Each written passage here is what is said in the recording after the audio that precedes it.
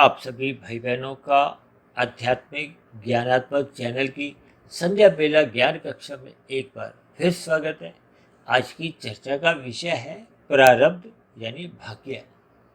आप भाई बहनों को शायद ध्यान होगा कि कल हमने देखिए प्रारब्ध भाग्य पे ही चर्चा की थी, लेकिन उसको हमने एक ईएमआई के साथ जोड़ा था और साथ ही भाग्य शब्द के दाएं बाएं यानी प्रारब्ध भाग्य शब्द के दाएं बाएं हमने देखिए घाटा के एक काले रंग के चिन्ह लगाए थे, माइनस के चिन्ह लगाए थे और नीचे हमने काले रंग से ही ईएमआई शब्द का एक उपयोग करते हुए एक चर्चा को आगे बढ़ाया था।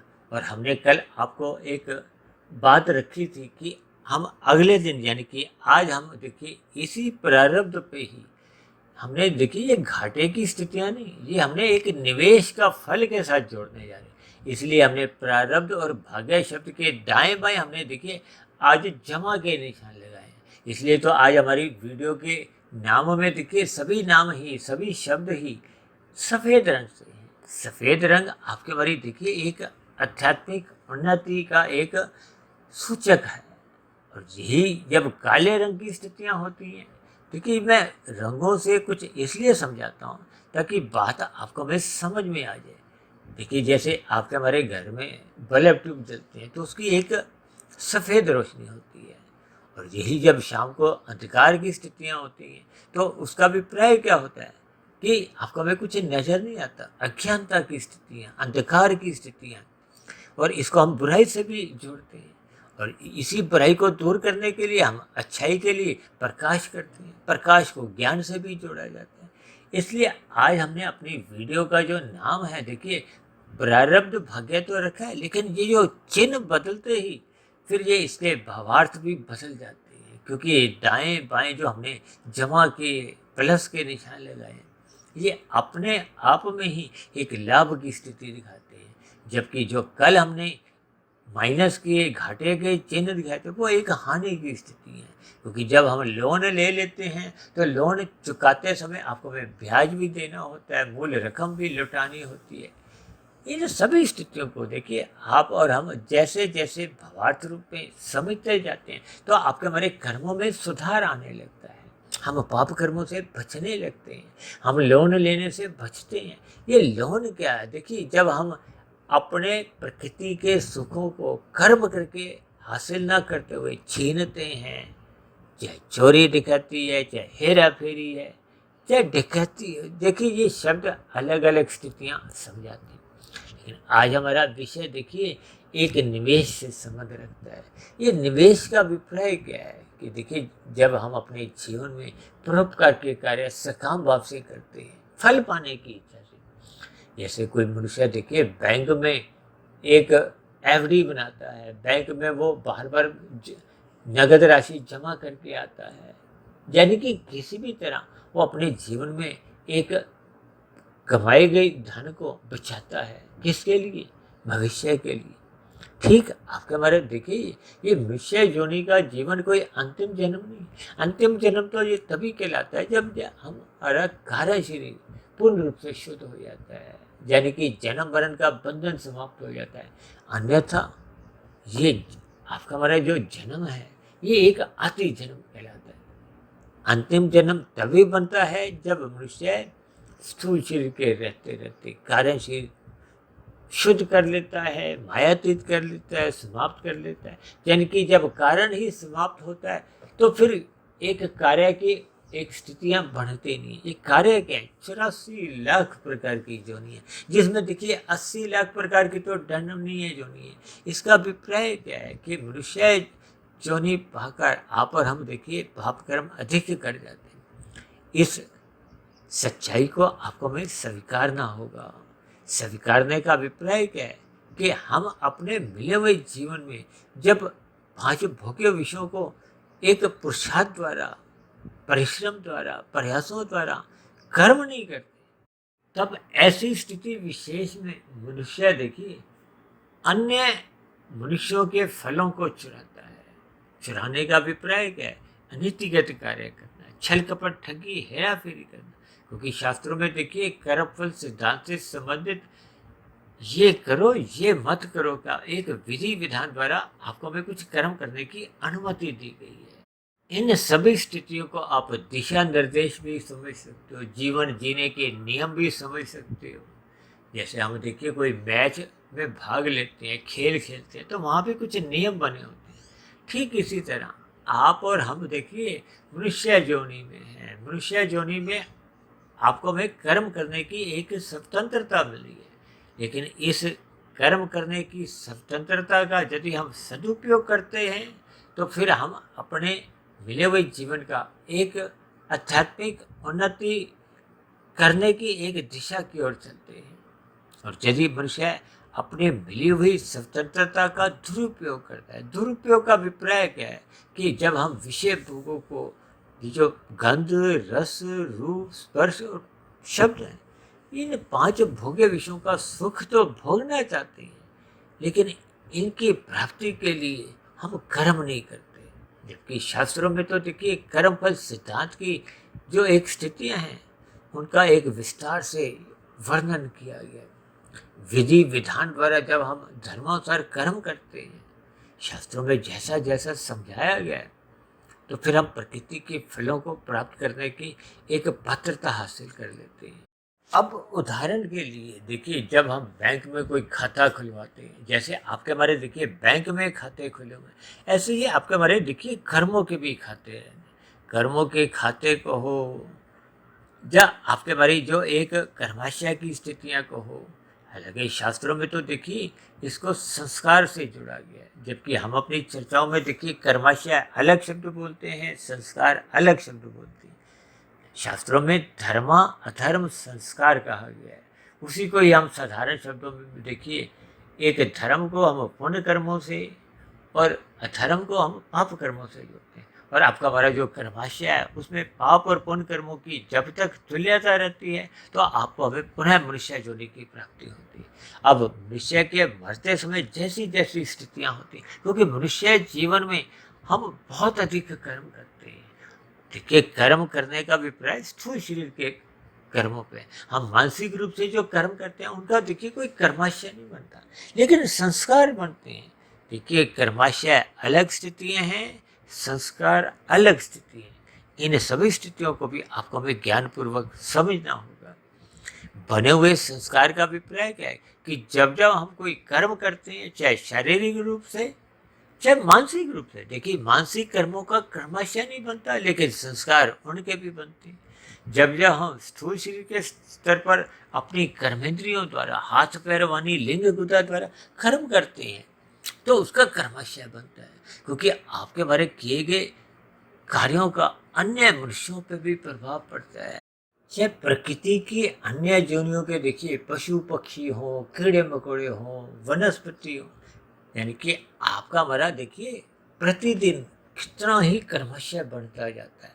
अक्सर देखिए आपका हमारा जो पुण्य कर्मों का कर्मशय वो बहुत ही धीरे धीरे बढ़ता है, क्योंकि हम पुण्य कर्म देखिए सीमित मात्रा में करते हैं, जबकि पाप कर्म आपके हमारे किए गए पाप कर्म देखिए एक गुणात्मक रूप से बढ़ते हैं। अक्सर मैं ये बात को उदाहरण एक लाल बत्ती का देता हूँ। अब देखिए किसी ने यदि लाल बत्ती कूद दी है, जंप की है, तो वो कितने अन्य मनुष्यों को जिनकी हरी बत्ती होती है, 10 मनुष्य हों, 100 मनुष्य हों, 500 मनुष्य हों, उनके सुखों में वो बाधा उत्पन्न करता है, उनकी हरी बत्ती को वो चुराता है। ये सभी स्थितियों के देखिए भावार्थ आपको में समझने होंगे। अब ऐसी स्थिति विशेष में उसके द्वारा जो लाल बत्ती का जो एक उल्लंघन होता है, तो फिर वो उसके 100 पाप कर्म हो जाते हैं, 500 पाप कर्म हो सकते हैं। तो ये गुणात्मक रूप से बढ़ते हैं। अक्सर मनुष्य इन सभी सूक्ष्म स्थितियों पर विचार नहीं करता, जबकि आप और हम देखिए जितना भी जो एक निवेश करते हैं, अक्सर मनुष्य देखिए निवेश का अभिप्राय देखिए कोई म्यूचुअल फंड में, कोई शेयर्स में, कोई बैंक में एफडी लगाता है, कोई भूमि का एक खरीदने के ऊपर निवेश करता है। यानी कि संसार में देखिए विभिन्न प्रकार के एक धन के निवेश ही निवेश माने जाते हैं। जबकि आज हमने देखिए चर्चा के विषय में देखिए दूसरी पंक्ति में निवेश का फल, यहाँ निवेश का अभिप्राय देखिए परोपकार के कार्य है। अक्सर हम बार बार कहते रहते हैं ना कि तामसी, राशि, सात्विक, ये 3 अलग-अलग स्थिति हैं। किसी के जीवन में देखिए तमोगुण की प्रधानता होती है। अब तमोगुणी मनुष्य देखिए छीना-झपटी ही करते हैं। वो स्वयं पुरुषार्थ नहीं करते। वो चोरी डकैती करते हैं, अनैतिक कार्यों द्वारा दूसरों के फलों को चुराते हैं। तो ये तो हम देखिए कल की चर्चा में इन पर अलग-अलग स्थितियों पर चर्चा की थी, जिसको हमने मुख्य रूप से ईएमआई से जोड़ा था। यानी कि किए गए पाप कर्मों का दुख रूपी परिणाम एक ईएमआई के रूप में, जैसे हम लोन लेते हैं, ठीक इसी तरह जब हम दूसरे के सुखों को छीनते हैं तो उसका हमें भुगतान करना होता है। आज हमारी चर्चा में देखिए केवल एक पुण्य कर्मों की स्थिति है। देखिए राशि पुण्य कर्म तो एक साधारण पुण्य कर्म है। उनका तो हम जैसे कहते हैं ना, कमाया और खाया। हमने 100 रुपया कमाया तो 100 रुपया खा लिया। अब ऐसे में बचत तो हुई ही नहीं। जबकि सात्विक कार्यों में आपके बड़ी बचत होती है। बचत का अभिप्राय क्या है कि आपने देखिए 100 रुपया कमाया, 10 रुपये खाए, 50 रुपये खाए, 70 रुपये खाए, 90 रुपये खाए, तो शेष आपने जितने भी बचाए उसको यदि आपने देखिए दूसरों पर खर्च किया, दूसरों का अभिप्राय देखिए चाहे अन्य मनुष्य हों, चाहे प्रकृति के पशु पक्षी हों, चाहे वनस्पति हो, यानी कि अन्य जीवों पर जब हम कोई परोपकार के कार्य करते हैं, अक्सर आपने भारत में देखा होगा ना, लोग भंडारे लगाते हैं। यहाँ भंडारे का अभिप्राय क्या होता है कि लोग देखिए अन्न का एक मुफ्त में वितरण करते हैं। अलग अलग आपने देखा हो ना, कभी कभी सड़कों पे भी कुछ लोग मुफ्त में खाना खा रहे होते हैं। तो ये एक परोपकार के कार्य है। भले ही इसके सूक्ष्म स्थितियां तो देखिए बहुत ही गहरे अर्थ पे हम ये भी कहते हैं कि मनुष्य अपने ही खाते का खाता है। देखिए जब हम भंडारे में खाते हैं या ब्याह शादी में खाते हैं या घर में खाते हैं या किसी मित्र के यहाँ खाते हैं, तो वो हमारे अपने स्वयं के खाते में से ही कम कर दिया जाता है। अक्सर ये सूक्ष्म बातें एक साधारण मनुष्य इन पर कोई अपनी स्वीकृति नहीं देता। लेकिन आज हमारा देखिए वो कोई विषय नहीं। आज हमारा विषय केवल इतना है कि आपको हमें अपने मिले हुए जीवन में अपनी कमाई का कुछ ना कुछ अंश परोपकार के कार्यों में लगाना चाहिए। परोपकार के कार्यों में लगाने का अभिप्राय क्या है कि आपको हमें एक पुण्य कर्म करने चाहिए। पुण्य कर्म का अभिप्राय क्या है? देखिए आज से कुछ महीने पहले हमने दान की स्थितियों पर एक वीडियो बनाया था। अब उदाहरण के लिए देखिए हम 100 रुपये कमाते हैं। अब हमने 100 रुपये में से देखिए यदि हमने 90 रुपये खा लिए, 10 रुपये का हमने निवेश किया, परोपकार के कार्य में लगाया, फल पाने की इच्छा। देखिए निवेश का अभिप्राय ये है कि हम उसके बदले में कुछ चाहते हैं। अब बैंक में जो भी मनुष्य जमा राशि करता है धन का, चाहे एफडी बनाता है, चाहे कोई शेयर में पैसा लगाता है, कोई म्यूचुअल फंड में लगाता है, तो हम लाभ के दृष्टिकोण से लगाते हैं। इसलिए तो हमने देखिए प्रारब्ध के दाएं बाएं जो एक चिन्ह लगाए हैं वो जमा के प्लस के लगाए हैं, ये लाभ के दृष्टिकोण से। कि कोई भी कार्य जो हम परोपकार का करते हैं उसका एक समय विशेष के बाद फल आना निश्चित है। ये एक प्रकृति की देखिए एक व्यवस्था है। ना तो हम पाप कर्मों के जो एक दुख रूपी फलों से बच सकते हैं, देखिए सुख रूपी फलों का तो आप और हम त्याग कर सकते हैं। अब उदाहरण के लिए यदि हमने वर्तमान जीवन में देखिए 100 रुपये में से 50 रुपये खाए हैं, 70 रुपये खाए हैं, अब 70 रुपये खाने के बाद 30 रुपये हमने निवेश कर दिए, परोपकार के कार्यों में लगाए, तो उस 30 रुपये का जब फल आएगा उस प्राप्त फल को आप खा भी सकते हो और पुनः आप उसको निवेश भी कर सकते हो। जैसे कहते हैं ना, जो आपको ब्याज आता है या मूल रकम आती है, जैसे आपकी कोई एफडी मैच्योर हो गई है तो उसको आप पुनः एक एफडी में एक स्थानांतरण कर सकते हो। ठीक इसी तरह यदि आपको जब पुण्य कर्मों का फल मिलता है आपको वो पुनः निवेश भी कर सकते हो। लेकिन जब आपका ज्ञान का स्तर बढ़ जाता है तो उस फल का अब आप निष्काम भाव से, यानी कि बिना फल की इच्छा से भी आप उसको परोपकार के कार्यों में लगा सकते हो। जब हम बिना फल की इच्छा से परोपकार के कार्यों में संलग्न रहते हैं उस स्थिति का नाम देखिए निष्काम कर्म है, कर्म योग की स्थिति है। यानी कि हम कर्म तो कर रहे हैं, फल पाने की इच्छा नहीं है। अब फल पाने की इच्छा इसलिए नहीं है क्योंकि उसका ज्ञान का स्तर ऊंचा हो गया। ज्ञान का स्तर ऊंचा होने का अभिप्राय क्या है कि अब उसको प्रकृति के जो 5 भोग्य विषय हैं, गंध, रस, रूप, स्पर्श और शब्द, अब उसका उन विषय भोगों के सुखों का एक मूल स्थिति है कि ये अंतोगत ये विषय भोग आपको में सुख देते नहीं है, ये अल्पकालिक सुख देते हैं। अंतोगत ये आपके हमारे दुख का कारण बनते हैं, दुख का कारण बनते हैं। ये देखिए एक सूक्ष्म स्थिति है। और जब जब हम प्रकृति के पदार्थों का ज्ञान पूर्वक वैराग्य लेते हैं, देखिए जब आपको हमें निवेश का फल मिलता है, अब उस निवेश को हम पुनः सकाम भाव से ना करते हुए निष्काम भाव से करते हैं, तो फिर आपके हमारे ज्ञान में वृद्धि होती है। देखिए निष्काम भाव से किए गए कर्म आपका हमारा ज्ञान बढ़ाते हैं। ज्ञान बढ़ाने का अर्थ क्या है कि आपके हमारी परमात्मा से प्रीति होने लगती है। ये ज्ञान का बढ़ना हो और फिर ज्ञान का टिकना, ये आपको हमें फिर भक्ति में लगाता है। भक्ति का अभिप्राय परमात्मा की सम्मुखता से है, परमात्मा की निकटता से है।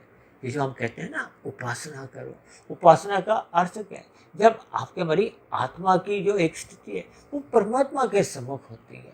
देखिए परमात्मा एक आनंद स्वरूप सत्ता है और आत्मा एक ज्ञान स्वरूप सत्ता है। देखिए जब हम अपने से ऊपर, क्योंकि परमात्मा आनंद स्वरूप है, परमात्मा को ही तो सच्चिदानंद कहा गया है। आनंद में देखिए ज्ञान नित्य बना रहता है और ज्ञान सदा नित्य का अभिप्राय ये सत्य है। इस ज्ञान का कभी भी देखिए आवरण तो हो सकता है, जो कि जब हम देखिए प्रकृति के विषय भोगों को सुख भोगते हैं तो आपका हमारा ज्ञान देखिए कुछ ना कुछ अंश में धूमिल होता है, कमजोर होता है। वो किस लिए? क्योंकि ये प्रकृति के जितने भी भोग्य विषय हैं ये जड़ कहलाते हैं। जब हम अपने से निचली स्थिति में देखिए माया, जब माया के जो 3 स्थितियां हैं, 3 गुण हैं, तमोगुण, रजोगुण और सतोगुण। शास्त्रों में एक बात और कही गई, अक्सर हम देखिए अपनी चर्चाओं में इन पर चर्चा करते रहते हैं कि रजोगुण और तमोगुण ये बंधनदायक है, जबकि सतोगुण ये एक ज्ञानवर्धक है, मुक्तिदायक है। जब हम कहते हैं ना सत्संग करते रहो, सत्संग करो, सत्संग करने से ही हम पशु वृत्तियों से ऊपर उठते हैं।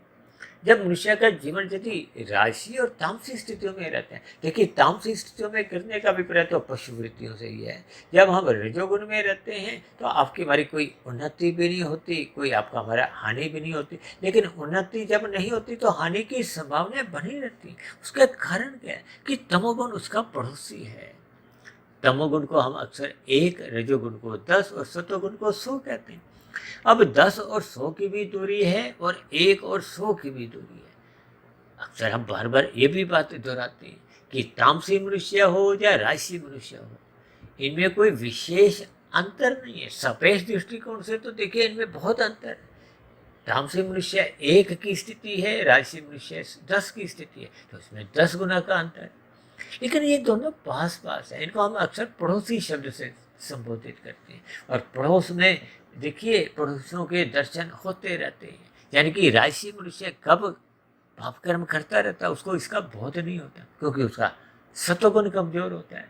बोध होता है सत्वगुण के कारण। जैसे कि ज्ञान में हमें रखी हुई वस्तुएं नजर आती हैं, प्रकाश में रखी हुई वस्तुएं नजर आती हैं। ज्ञान की स्थिति में ही आपको में सही गलत की पहचान होती है।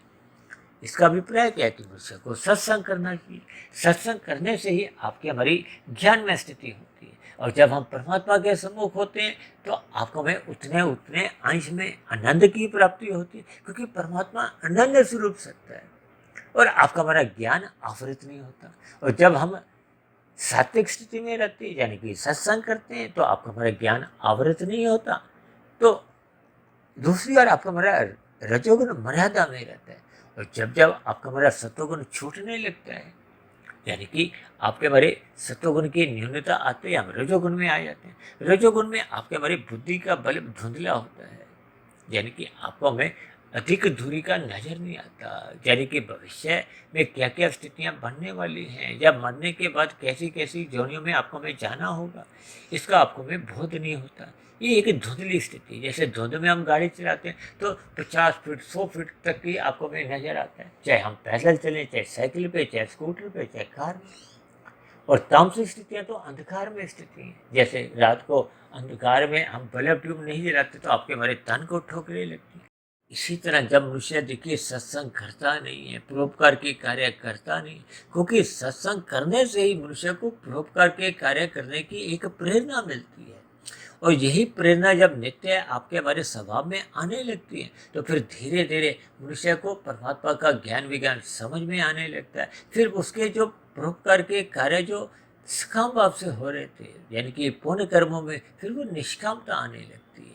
यही एक विशेष प्रकार का देखिए निवेश है जो आपके हमारे ज्ञान को आवृत नहीं होने देता, परमात्मा से आपके हमारी प्रीति करवाता है। जबकि एक साधारण निवेश का अभिप्राय केवल परोपकार के किए गए कार्यों का जो एक सुख रूपी परिणाम है। देखिए हम जो भी निवेश करते हैं, यानी कि पुण्य कर्मों में जो हम अपना धन लगाते हैं, समय लगाते हैं, अक्सर हम कहते रहते हैं ना कि धर्म का प्रचार करो, धन भी लगाओ, अपना समय भी लगाओ। जब हम ये सकाम भाव से लगाते हैं तो इसका आपको हमें फल मिलता है। क्या? अनुकूल स्थिति। इसी तरह जब मनुष्य भंडारे लगाता है, निर्बल मनुष्यों को अन्न से, जल से, वस्त्र से, शिक्षा के स्तर पर परोपकार के कार्य लगाता है, तो ये भी एक निवेश है। कहते हैं ना, आपने 100 रुपये का निवेश किया है तो आपको एक उसका फल आता है। उस फल को आप खाते हो, जब पुनः निवेश करते हो तो इस तरह कुछ धनी मनुष्यों के देखिए आप देखोगे ना, फल बहुत अधिक बढ़ते जाते हैं। कुछ मनुष्यों की देखिए एक आमदनी लाखों करोड़ों अरबों होने आरंभ हो जाती है। उसका कारण क्या है? कि उन्होंने पिछले जन्मों में भी अधिक परोपकार के कार्य किए थे, लेकिन सकाम भाव से किए थे। और जब जब आपका ज्ञान बढ़ता है, ज्ञान बढ़ने का अभिप्राय क्या है? कि आपके हमारे कर्मों में निष्कामता आने लगती है। निष्कामता आने का अभिप्राय क्या है? कि अब आपको प्रकृति के विषय भोगों में रुचि नहीं होती, अब आपको परमात्मा को जानने की एक जिज्ञासा होती है। तब ऐसी स्थिति विशेष में आपके हमारे जो सकाम परोपकार के कर्म है वो अब निष्काम भाव से होते हैं। निष्काम भाव से कर्म ही आपके हमारे ज्ञान की स्थितियां उत्पन्न करते हैं।